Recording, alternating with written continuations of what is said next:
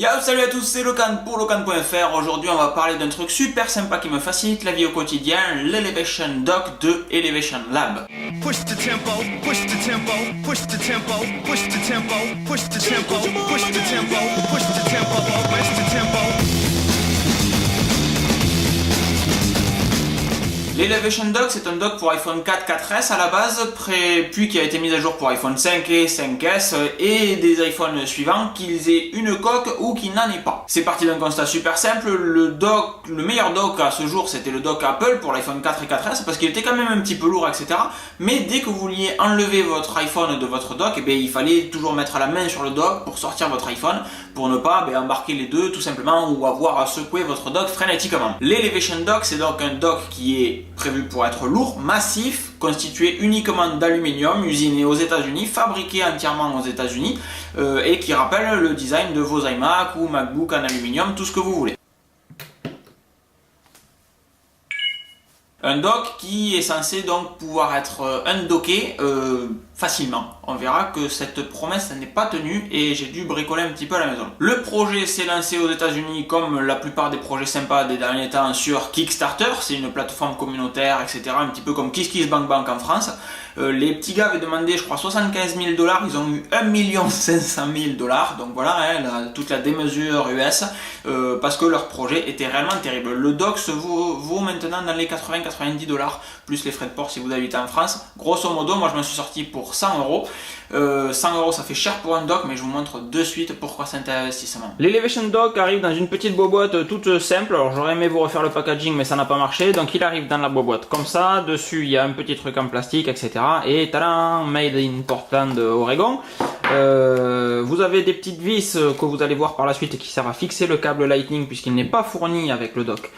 Fixer le câble Lightning et fixer la trappe de dessous. Il y a deux petites clés Allen ici. Alors c'est des trucs vraiment tout pitchoun, tout ridicule, à tel point que pour démonter et vous faire la présentation, je suis obligé de rattraper la boîte. Ensuite dessous, il y a des pattes, des sabots là, en caoutchouc pour éviter antidérapant, etc. Donc là, je pousse fort, mais ça ne bouge pas ou presque. Et à l'arrière, il y a ce petit truc en caoutchouc également. Si vous avez votre iPhone avec une coque, sans coque, pardon, vous venez le fixer directement et ça servira à l'appuyer. Si vous avez une coque, vous enlevez tout simplement ça, clac, le petit caoutchouc dégage. Hop là, comme ceci, et du coup vous avez plus de profondeur, comme vous le voyez. Hop, pardon, c'est mieux comme ça, pour charger votre iPhone dedans. Le dock est initialement prévu pour des iPhone 4, 4S. Comme vous le voyez, la partie rouge, c'est la modification faite au dock d'origine pour un iPhone 5. Donc elle est fournie évidemment d'origine, cette pièce, quand vous achetez un dock pour iPhone 5. Si vous achetez un dock pour iPhone 4, il n'a tout simplement pas ça. Et au lieu de fixer votre câble Lightning dans cette pièce-là, vous passez tout simplement votre dock connector, pardon, dans le dock en aluminium. Maintenant, on va le démonter, histoire de vous montrer comment c'est géré.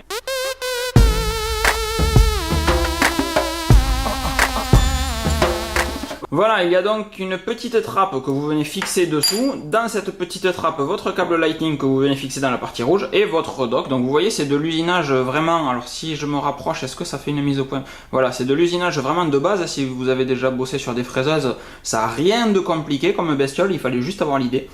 Et vous avez donc cette petite pièce en alu. Alors si je tire le câble, c'est tout simplement parce qu'il est encore branché à l'iMac. Vous avez ici une petite vis. Vous venez passer votre câble Lightning dans la petite partie rouge, clac, ici. Et vous venez le bloquer vraiment dans la pièce de telle sorte que, mais même en tirant, ça ne bouge pas. Si jamais c'est un dock connector que vous avez, vous viendrez directement glisser votre dock connector ici. Je suppose que la fixation se fait différemment, peut-être par le derrière, ici j'en sais rien du tout. Voilà, et donc ensuite vous remettez ça là-dedans, clac, vous venez caler le câble avec ceci. Boum, sans trop tirer dessus évidemment, vous revissez et en avant Guingamp, vous avez à nouveau votre dock. Simple, pratique et facile à installer. Gaillard surtout. Alors je vous disais que la promesse du dock du dock lourd qui permet d'enlever votre iPhone sans avoir à tirer dessus ne fonctionne pas chez moi, tout simplement parce que, démonstration, je fous mon iPhone dessus, je tire et voilà, j'ai mon dock qui vient avec et c'est un petit peu chiant, comme vous le voyez. Donc si je tire un petit peu plus, ça vient. Donc du coup, moi j'ai tout simplement foutu une vis. Donc quand j'ai mon iPhone qui est branché dessus, ça donne un truc à peu près comme ça. Et moi j'ai mis une petite vis ici, plouf, pour faire manière de ne pas faire deux trous dans le bureau. J'ai mis une vis ici. Et la profondeur de la vis fait que je ne touche pas mon dock Lightning. J'apprécie fortement ce petit décochement ici qui a l'air tout con, mais qui en fait vous permet d'appuyer sur votre bouton Home sans avoir à dédocker votre iPhone pour voir des notifications, pour bosser dessus éventuellement pendant qu'il est encore docké. Et ça c'est super pratique. Voilà pour ce test de l'Elevation Dock. Donc vous avez vu qu'il y ait une coque ou pas, ça gêne pas, que l'iPhone soit un petit peu plus grand, plus profond, plus large, etc. Ça marchera quand même. C'est pour ça que justement que j'en ai acheté un, parce que si acheter un dock à 100€, si l'iPhone 6 par exemple est plus large ou plus profond, etc. Ben c'est totalement à chier. Là on a quand même une bonne marge de manœuvre. Il est stylé, il est lourd, il est facilement vissable sur votre bureau si jamais il faut le visser comme moi ici. Sinon normalement ben, c'est censé pouvoir être undocké simplement. Et surtout ça fait un vrai dock, ça fait un truc massif qui ne bouge pas, au moins autant que mon iMac à côté. Et c'est un réel bonheur, j'allais dire, de pouvoir brancher son iPhone et le sortir rapidement comme ça. C'est solidaire du bureau, ça ne bouge pas, c'est gaillard. Et c'est cool. Voilà, c'était Locan pour Locan.fr. Je vous laisse là-dessus et je vous dis à très vite. Ciao. Push the tempo, push the tempo, push the tempo, push the tempo, push the tempo.